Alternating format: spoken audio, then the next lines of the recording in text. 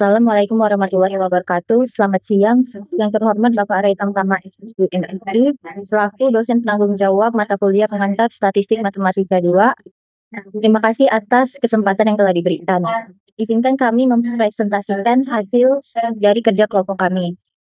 Sebelumnya, perkenalkan kami dari kelompok 1 yang beranggotakan 5 orang, yang terdiri dari saya sendiri, Septiani Putri Sabrina, Dian Pri Adinda, Dimas Torik, Muhammad Zaki Firdaus, dan Azril Azhar. Adapun pokok pembahasan yang akan kami bahas pada presentasi kali ini yaitu yang pertama, definisi koefisien slope beta, yang kedua estimator titik tak bias, yang ketiga distribusi dari estimator tak bias, yang keempat besaran pivot, yang kelima distribusi dari besaran pivot, yang keenam substitusi ke dalam bentuk umum, yang ketujuh mengubah sedemikian rupa, dan yang kedelapan yaitu contoh soal dan pembahasan. Masuk ke pembahasan yang pertama yaitu definisi koefisien slope beta. Nah, apabila kita mempunyai variabel bebas X dan variabel respon Y, maka bisa ditentukan bentuk hubungan antara X dan Y tersebut, yang dinyatakan dalam sebuah persamaan regresi. Jika hubungan antara X dan Y adalah linear, maka persamaan regresinya dapat dituliskan sebagai berikut, yaitu Y sama dengan alfa ditambah beta X ditambah error. Dalam persamaan regresi, alfa disebut intercept atau konstanta, yaitu nilai Y saat X bernilai 0. Dan beta adalah koefisien slope atau koefisien regresi yang menunjukkan seberapa besar perubahan pada Y ketika X mengalami kenaikan satu satuan. Karena nilai beta ini biasanya tidak diketahui, maka nilainya akan ditaksir berdasarkan data sampel. Dalam hal ini, kita akan menentukan penaksir interval dari beta dengan mengambil derajat keyakinan sebesar 1 dikurang alfa. Pembahasan yang kedua adalah estimator titik tak bias. Karena Y berdistribusi normal, maka fungsi kepadatan peluang dari Y sebagai berikut. Lalu kita akan menyelesaikan persamaannya menggunakan fungsi maksimum likelihood. Nah, sebelumnya kita melakukan perhitungan menggunakan fungsi likelihood dari Y1, Y2 sampai Yn sebagai berikut, dan didapatkan hasilnya yaitu 1 dibagi akar 2 pi sigma kuadrat dipangkatkan n eksponen min 1 dibagi 2 sigma kuadrat dikali sigma i sama dengan 1 sampai n yi dikurang alfa dikurang beta xi dipangkatkan 2. Lalu didapatkan juga ln L-nya yaitu sama dengan n dikali ln 1 dibagi akar 2 pi dikali sigma kuadrat dikurang 1 dibagi 2 sigma kuadrat dikali sigma i sama dengan 1 sampai n yi dikurang alfa dikurang beta xi dipangkatkan 2. Setelah didapatkan dua persamaan tadi, bisa diuraikan menggunakan aturan Cramer dan diperoleh hasilnya sebagai berikut. Nah, didapatkan juga jadinya penaksir kemungkinan maksimum bagi alfa dan beta adalah alfa topi sama dengan sigma i sama dengan 1 sampai n yi dikali sigma i sama dengan 1 sampai n xi kuadrat dikurang sigma i sama dengan 1 sampai n xi dikali sigma i sama dengan 1 sampai n xi yi dibagi dengan n dikali sigma i sama dengan 1 sampai n xi kuadrat dikurang sigma i sama dengan 1 sampai n xi dipangkatkan 2, dan beta topinya yaitu n dikali sigma i sama dengan 1 sampai n xi yi dikurang sigma i sama dengan 1 sampai n xi dikali sigma i sama dengan 1 sampai n yi dibagi dengan n dikali sigma i sama dengan 1 sampai n xi kuadrat dikurang sigma i sama dengan 1 sampai n xi dikuadratkan. Nah, jadi penaksir beta topinya bisa juga kita tuliskan sebagai berikut, yaitu beta topi sama dengan sigma i sama dengan 1 sampai n xi yi dikurang n dikali x bar dikali y bar dibagi dengan sigma i sama dengan 1 sampai n xi kuadrat dikurang n dikali x bar dipangkatkan 2. Kemudian akan diperiksa apakah beta topi merupakan penaksir tak bias bagi beta. Dari penaksir beta akan diuraikan bentuknya pada pembilang maupun penyebutnya satu persatu, yaitu untuk pembilangnya didapatkan hasilnya yaitu sigma i sama dengan 1 sampai n xi dikurang x bar dikali yi, dan untuk penyebutnya yaitu sigma i sama dengan 1 sampai n xi dikurang x bar dipangkatkan 2, sehingga didapatkan persamaan yaitu beta topi sama dengan sigma i sama dengan 1 sampai n xi dikurang x bar dikali yi dibagi sigma i sama dengan 1 sampai n xi dikurang x bar dipangkatkan 2, dan didapatkan jadinya yaitu beta topi sama dengan C1 Y1 ditambah C2 Y2 ditambah sampai Cn Yn, dengan dimana C1 adalah X1 dikurang X bar dikali Y1 dibagi Xi dikurang X bar dipangkatkan 2, dan C2 yaitu X2 dikurang X bar dikali Y2 dibagi Xi dikurang X bar dipangkatkan 2, dan Cn nya adalah Xn dikurang X bar dikali Yn dibagi Xi sampai X dibagi XI dikurang X bar dipangkatkan 2. Nah, karena Y1, Y2 sampai YN adalah sampel acak berukuran N yang berasal dari populasi berdistribusi normal, maka didapatkan ekspektasi beta topi yaitu alfa dikali C1 ditambah C2 ditambah sampai Cn ditambah beta dikali C1 X1 ditambah C2 X2 sampai Cn Xn, dengan dimana untuk persamaan yang pertama yaitu C1 ditambah C2 ditambah sampai Cn sama dengan X1 dikurang X bar dibagi sigma I sama dengan 1 sampai N dikali X1 dikurang X bar pangkat 2 ditambah sampai seterusnya, dan menghasilkan C1 ditambah C2 ditambah sampai Cn sama dengan 0. Lalu untuk persamaan yang kedua, persamaan beta, yaitu C1 X1 ditambah C2 X2 ditambah sampai Cn Xn sama dengan X1 dikurang X bar dikalikan dengan X1 dibagi dengan sigma I sama dengan 1 sampai N Xi dikurang X bar dipangkatkan 2 dan sampai seterusnya. Nah, didapatkan hasil akhirnya yaitu C1 X1 ditambah C2 X2 sampai Cn Xn sama dengan 1. Jadi, ekspektasi dari beta topi sama dengan alfa dikali dengan 0 ditambah beta dikali dengan 1, hasilnya sama dengan beta. Sehingga dapat disimpulkan bahwa beta topi merupakan penaksir tak bias bagi beta. Selanjutnya akan dijelaskan oleh teman saya. Baik, kita akan melanjutkan ke bagian distribusi dari estimator tidak bias. Baik, ada contoh di sini di mana tentukan distribusi dari penaksir tak bias bagi parameter dalam hal ini. Penentuan distribusi dari penaksir beta topi digunakan teknik fungsi pembangkit momen. Dari uraian sebelumnya diperoleh dengan C1 sama dengan XI kurang X bar per sigma NI sama dengan 1 di dalam kurung X2 dikurang X bar kuadrat sampai dengan I sama dengan 1, 2, 3 sampai N. Karena Y1, Y2 sampai YN adalah sampel acak berukuran N yang berasal dari populasi berdistribusi N besar dalam kurung alfa ditambah beta XI sigma kuadrat, maka fungsi pembangkit momen dari YI adalah MYI dalam kurung T sama dengan eksponen dikali alfa tambah beta XI dikali T tambah 1/2 sigma kuadrat T kuadrat. Dan fungsi pembangkit momen dari beta topi adalah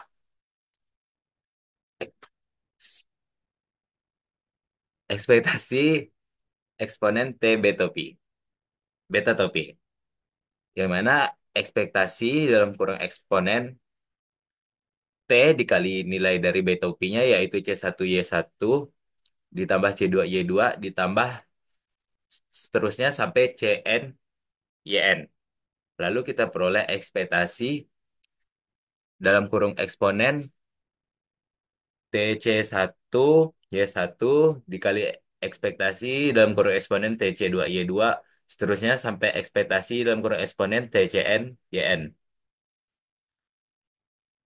Lalu setelah melakukan operasi maka diperoleh bentuk eksponen di dalam kurung alfa tambah beta X1 eh, dikali T ditambah 1/2 sigma kuadrat ditambah C1 kali T kuadrat dikalikan dengan eksponen alfa ditambah beta X2 dikali T ditambah 1/2 sigma kuadrat dikali C2T kuadrat lalu dikali sampai seterusnya sampai ke nilai N.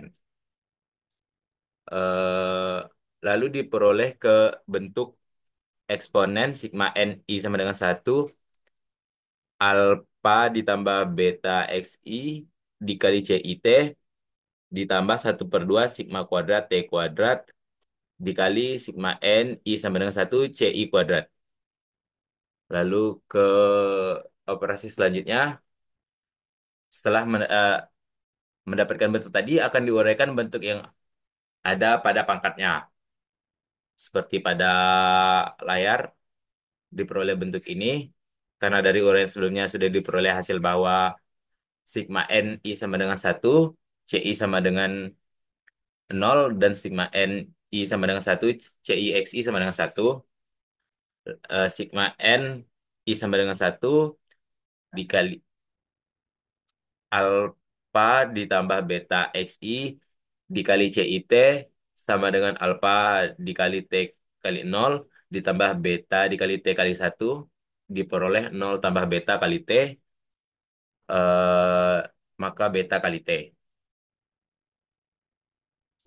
Lalu pada bentuk ini yaitu sigma NI sama dengan 1 CI kuadrat sama dengan C1 kuadrat ditambah C2 kuadrat seterusnya sampai Cn kuadrat diperoleh bentuk ini sigma N sama dengan 1 XI dikurang X bar kuadrat per sigma NI sama dengan 1 XI dikurang X bar kuadrat dikuadratkan.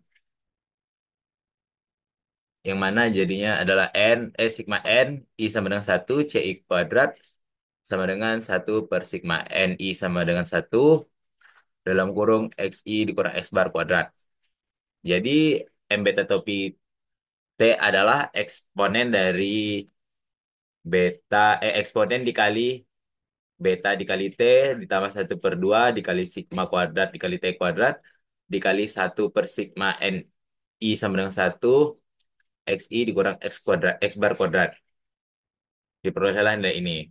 Nah, setelah melakukan pengoperasian tadi, ternyata bentuk tersebut merupakan fungsi pembangkit momen dari distribusi normal dengan mean beta dan varian sigma kuadrat per sigma NI sama dengan 1 XI dikurang X bar kuadrat sehingga beta topi berdistribusi dengan N. Selanjutnya akan dilanjutkan oleh teman saya. Sini kita akan membahas cara pivotnya yang tertera udah di dalam buku PSM 2, yaitu rumusnya T sama dengan beta P dikurang beta per akar dari S kuadrat per jumlah dari XI kurang X bar pangkat 2 dengan syarat I sama dengan 1 hingga N. Dan juga untuk penjelasannya beta P itu estimasi koefisien regresi dari data sampel dan juga betanya nilai parameter koefisien regresi yang diuji. Oke, selanjutnya akan dijelaskan oleh rekan saya. Nah, di sini saya akan menjelaskan dari distribusi dari besaran pivot. Berdasarkan penjelasan sebelumnya didapatkan untuk besaran pivotnya ini akan dituliskan kembali dengan T sama dengan beta topi dikurang beta per akar dari SE kuadrat per sigma I sama dengan 1 sampai N dikali XI dikurang X bar kuadrat. Nah, lalu akan kita uraikan sehingga mendapatkan T sama dengan W per akar dari V per N kuadrat. Nah, di sini akan kita uraikan terlebih dahulu untuk bagian W, yaitu sama dengan beta topi dikurang beta per akar dari sigma kuadrat per sigma I sama dengan 1 sampai N dikali XI dikurang X bar kuadrat. Maka fungsi pembangkit momennya akan terbentuk seperti di layar. Nah, selanjutnya di sini kita akan mencari fungsi pembangkit momen dari W. Didapatkan untuk MWT sama dengan ekspektasi dari eksponensial TW.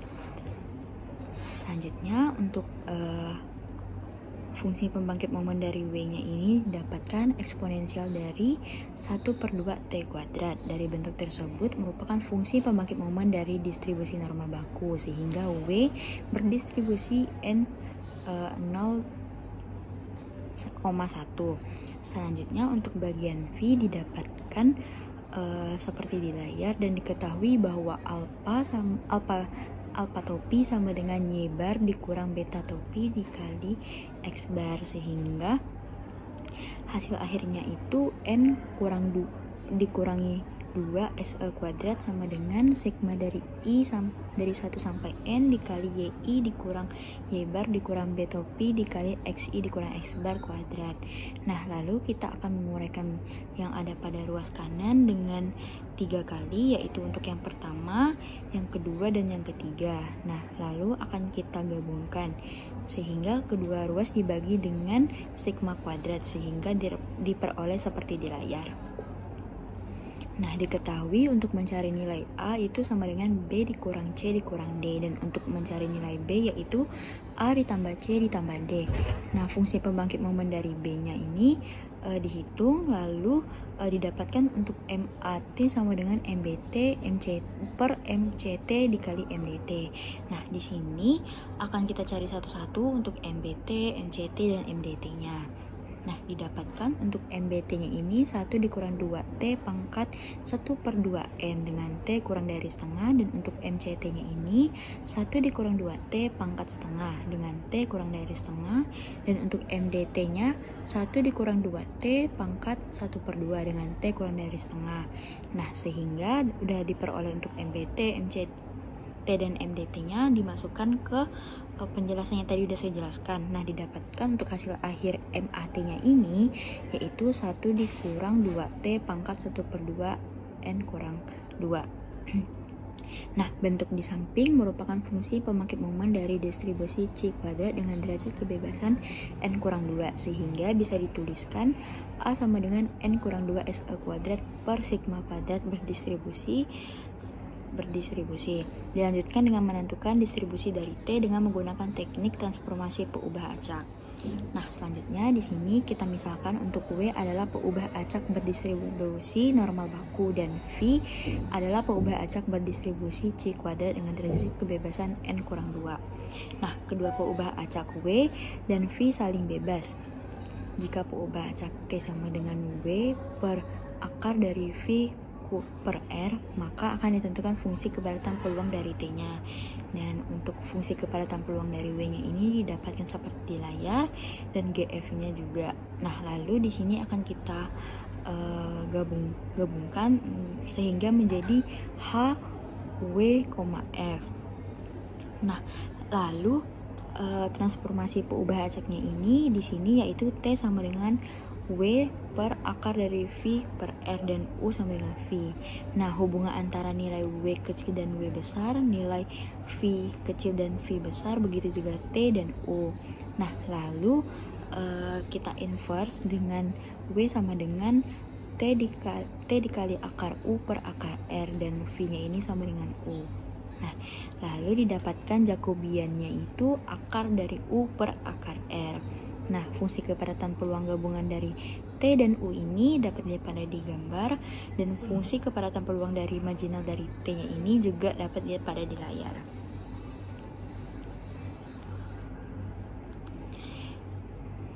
Nah, tadi kan kita udah menghitung fungsi kepadatan peluang dari T dan U dari peluang marginal dari T-nya juga. Nah, di sini batas-batasnya itu terdapat untuk U sama dengan 0 dan Y sama dengan 0.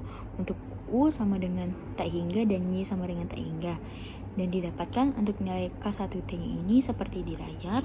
Ternyata bentuk di atas merupakan fungsi kepadatan peluang distribusi T dengan derajat kebebasannya yaitu R sama dengan N kurang 2. Baik, selanjutnya yaitu langkah ke-6 mensubstitusikan di dalam bentuk umum.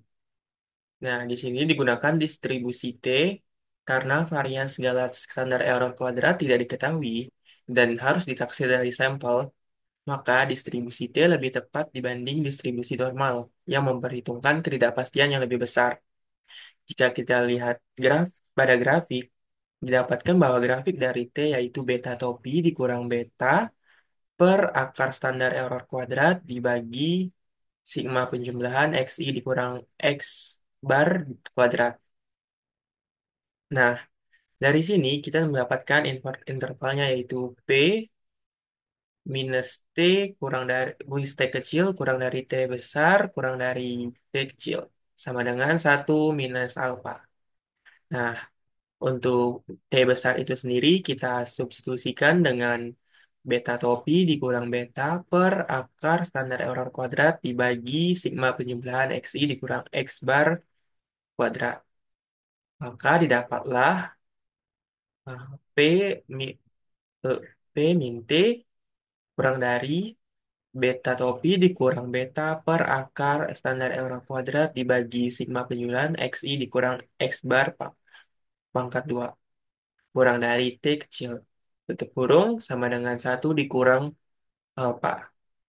Kemudian kita operasikan kembali, di mana beta topi itu kita kalikan di kedua ruasnya, kemudian kita kalikan dengan -1, dan untuk akar standar error kuadratnya, standar error kuadrat per sigma penjumlahan XI dikurang X bar kuadrat, itu juga dikalikan ke kedua sisi, kiri maupun kanan. Sedemikian sehingga P dalam kurung beta topi dikurang T dikali akar standar R kuadrat per sigma penjumlahan XI dikurang X bar kuadrat. Kurang dari beta topi ditambah T kecil dikali sigma dikali akar standar error kuadrat dibagi sigma penjumlahan XI dikurang X bar kuadrat sama dengan tutup kurung sama dengan 1 dikurang alfa. Sehingga penaksiran interval pada koefisien regresi dengan mengambil derajat keyakinan sebesar 1 dikurang alfa adalah berikut. Selanjutnya yaitu langkah ketujuh mengubah bentuknya sedemikian rupa.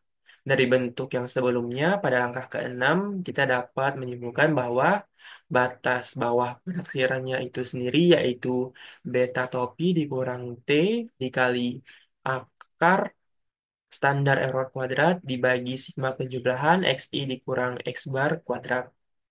Kemudian, itu merupakan batas bawah penaksiran.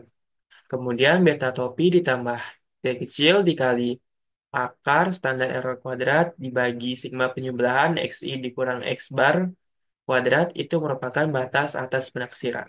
Selanjutnya akan dijelaskan oleh teman saya untuk contoh soal. Selanjutnya, yang terakhir, contoh soal dan pembahasan. Ini kelompok kami mengambil dari buku juga, buku PSM.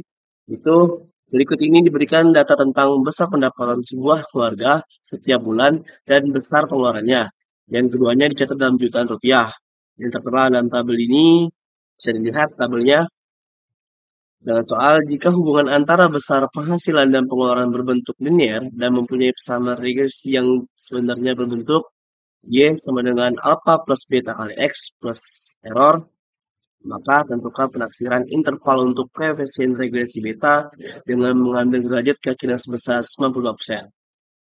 Misalnya, rumus yang kami gunakan yaitu dengan rumus tertera di bawah ini, dan diperolehlah nilai taksiran dari alpha yaitu beta topi sama dengan 0,522, X bar sama dengan 2,76, S kuadrat X sama dengan 0,216, XI kurang X bar pangkat 2 sama dengan 1,9440, dan juga dari tabel distribusi T, perolehlah 0,05 yang bersyarat 8 sama dengan 2,31, S kuadrat E sama dengan 0,1275, sehingga kita substitusikan nilai-nilai di atas ke dalam rumus yang diperoleh 0,4835 dikurang 2,31 dikali akar 0,1275 per 1,9440 kurang beta kurang dari 0,4835 plus 0,31 dikali akar 0,1275 per 1,9440. Kita kerjakan bagian kiri dan dapatlah 0,4835 dikurang 0,5915, dan jika kita kerjakan bagian kanan dapat 0,4835 plus 0,5915.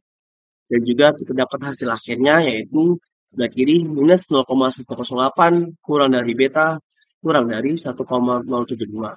Jadi kesimpulan dari soal ini, penaksiran interval dari koefisien regresi beta dengan mengambil derajat keyakinan sebesar 95% letak antara minus 0,108 dan 1,075. Mungkin saja yang bisa kami jelaskan. Wassalamualaikum warahmatullahi wabarakatuh.